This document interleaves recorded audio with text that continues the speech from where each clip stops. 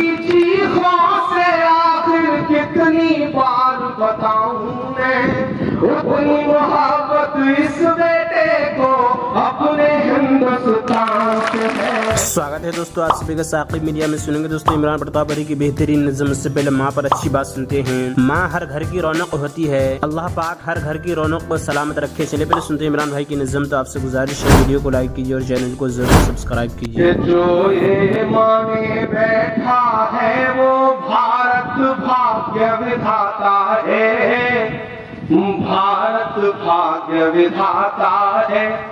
موجودہ سیاست، حکومت، اس مدرسے میں وطن کے لیے محبت اور میری ایک نظم سنیے گا کہ جو یہ مانے بیٹھا ہے وہ بھارت بھاگیہ ودھاتا ہے، بھارت بھاگیہ ودھاتا ہے۔ جس کو لگتا ہے اس کی مٹھی میں بھارت ماتا ہے، مٹھی میں بھارت ماتا ہے۔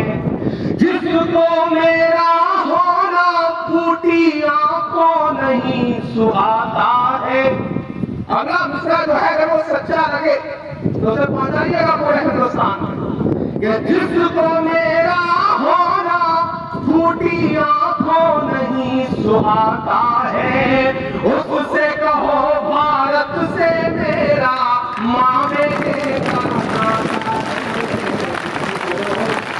یہ لگتا ہے کہ وہ بھارت بھاگیہ ودھاتا ہے، بھارت بھاگیہ ودھاتا ہے۔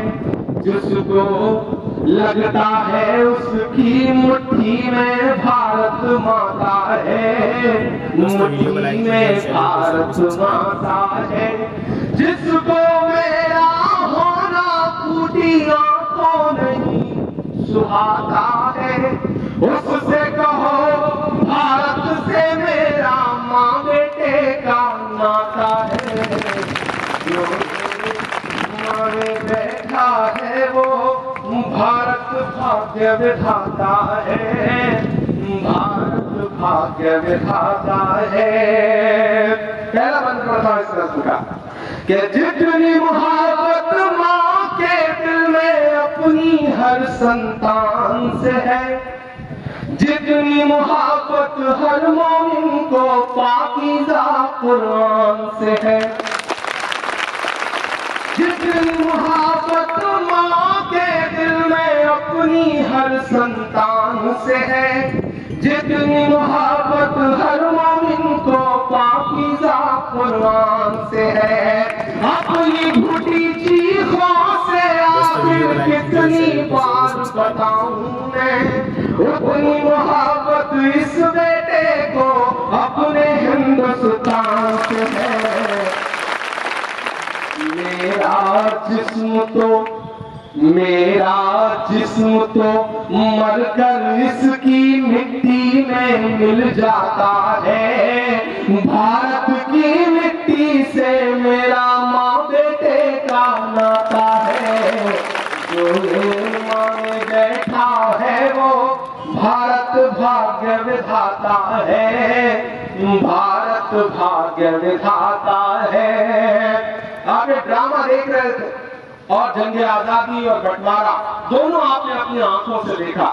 اب میرے لفظوں میں اسے دیکھنے کی کوشش کریے کہ ماں کا چل چھوڑ کے ہم 47 میں بھی نہیں گئے، ماں کا چل چھوڑ کے ہم 47 میں بھی نہیں گئے، جنہ کی اور ساورکر کی سازش میں بھی نہیں گئے۔ ماں کا چل چھوڑ کے ہم 47 میں بھی نہیں گئے، جنہ کی اور ساورکر کی سازش میں بھی نہیں گئے۔ دوستوں نظم سننے کے بعد آپ اپنی رائے میں کیا کرنا چاہتے ہیں وہ نیچے کمنٹ باکس میں ضرور بتائیں۔ یہ دوستوں منتخب حدیث کتاب سے کچھ حدیثیں سنتے ہیں۔ حضرت ابو ذر رضی اللہ عنہ فرماتے ہیں کہ ایک مرتبہ نبی کریم صلی اللہ علیہ وسلم سردی کے موسم میں باہر تشریف لائے، پتے درختوں سے گر رہے تھے۔ آپ صلی اللہ علیہ وسلم نے ایک درخت کی دو ٹہنیاں ہاتھ میں لی، ان کے پتے اور بھی گرنے لگے۔ نبی کریم صلی اللہ علیہ وسلم نے ارشاد فرمایا، ابو ذر، میں نے عرض کیا لبیک یا رسول اللہ۔ آپ صلی اللہ علیہ وسلم نے ارشاد فرمایا، مسلمان بندہ جب اللہ تعالیٰ کو راضی کرنے کے لیے نماز پڑھتا ہے تو اس سے اس کے گناہ ایسے ہی گرتے ہیں جیسے یہ پتے اس درخت سے گر رہے ہیں۔ حضرت عائشہ رضی اللہ عنہا رسول اللہ صلی اللہ علیہ وسلم کا ارشاد نقل فرماتی ہیں، جو 12 رکعتیں پڑھنے کی پابندی کرتا ہے اللہ تعالیٰ اس کے لیے جنت میں محل بناتے ہیں۔ 4 رکعت ظہر سے پہلے، 2 رکعت ظہر کے بعد، 2 رکعت مغرب کے بعد، 2 رکعت عشاء کے بعد اور 2 رکعت فجر سے پہلے۔ حضرت عائشہ رضی اللہ عنہا سے روایت ہے کہ نبی کریم صلی اللہ علیہ وسلم کو نوافل اور سنتوں میں سے کسی نماز کا اتنا زیادہ اہتمام نہ تھا جتنا کہ فجر کی نماز سے پہلے 2 رکعت سنت پڑھنے کا اہتمام تھا۔ حضرت عائشہ رضی اللہ عنہا سے روایت ہے کہ نبی کریم صلی اللہ علیہ وسلم نے فجر کی 2 رکعت سنتوں کے بارے میں ارشاد فرمایا، یہ 2 رکعتیں مجھے ساری دنیا سے زیادہ محبوب ہیں۔ حضرت ام حبیبہ رضی اللہ عنہما سے روایت ہے کہ رسول اللہ صلی اللہ علیہ وسلم نے ارشاد فرمایا، جو شخص ظہر سے پہلے 4 رکعتیں اور ظہر کے بعد 4 رکعتیں پابندی سے پڑھتا ہے اللہ تعالیٰ اسے دوزخ کی آگ پر حرام فرما دیتے ہیں۔ فائدہ: ظہر سے پہلے کی 4 رکعتیں سنت مؤکدہ ہیں اور ظہر کے بعد کی 4 رکعتوں میں 2 رکعتیں سنت مؤکدہ ہیں اور 2 نفل۔ حضرت ام حبیبہ رضی اللہ عنہما سے روایت ہے کہ رسول اللہ صلی اللہ علیہ وسلم نے ارشاد فرمایا، جو مومن بندہ بھی ظہر کے بعد 4 رکعتیں پڑھتا ہے اسے جہنم کی آگ انشاءاللہ کبھی نہیں چھوئے گی۔ حضرت عبداللہ بن صائب رضی اللہ عنہ سے روایت ہے کہ رسول اللہ صلی اللہ علیہ وسلم ظہر سے پہلے زوال کے بعد 4 رکعت پڑھتے تھے اور آپ صلی اللہ علیہ وسلم نے ارشاد فرمایا، یہ وہ گھڑی ہے جس میں آسمان کے دروازے کھول دیے جاتے ہیں، اس لیے میں چاہتا ہوں کہ اس گھڑی میں میرا کوئی نیک عمل آسمان کی طرف جائے۔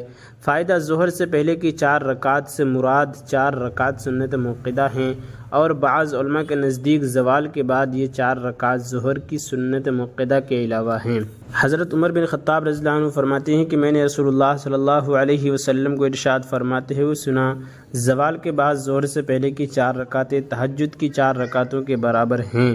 رسول اللہ صلی اللہ علیہ وسلم نے ارشاد فرمایا، اس وقت ہر چیز اللہ تعالیٰ کی تسبیح کرتی ہے۔ پھر آیت کریمہ تلاوت فرمائی جس کا ترجمہ یہ ہے کہ سایہ دار چیزیں اور ان کے سائے زوال کے وقت کبھی ایک طرف کو اور کبھی دوسری طرف کو عاجزی کے ساتھ اللہ تعالیٰ کو سجدہ کرتے ہوئے جھکے جاتے ہیں۔ حضرت عبداللہ بن عمر رضی اللہ عنہما سے روایت ہے کہ رسول اللہ صلی اللہ علیہ وسلم نے ارشاد فرمایا، اللہ تعالیٰ اس شخص پر رحم فرمائے جو عشر سے پہلے 4 رکعت پڑھتا ہے۔ حضرت ابو ذر رضی اللہ عنہ سے روایت ہے کہ رسول اللہ صلی اللہ علیہ وسلم نے ارشاد فرمایا، جو رمضان کی رات میں اللہ تعالیٰ کے وعدوں پر یقین کرتے ہوئے اور اس کے اجر و انعام کے شوق میں نماز پڑھتا ہے اس کے پچھلے سب گناہ معاف ہو جاتے ہیں۔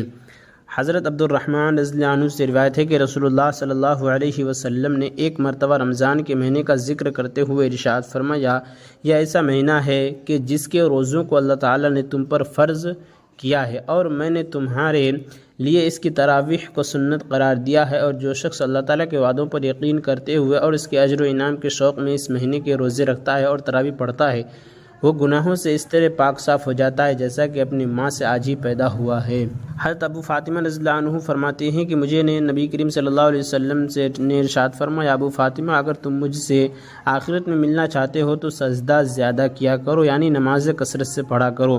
دوستو ایسی ویڈیو کے لیے ہمارے اس چینل کو ضرور سبسکرائب کریں۔ ملتے ہیں اور دوسری نئی ویڈیو کے ساتھ، تو جب تک کے لیے دیجیے مجھے اجازت اور اپنا خیال۔ آپ دیکھ رہے تھے ثاقب میڈیا اور میں آپ کے ساتھ محمد ثاقب۔ السلام علیکم۔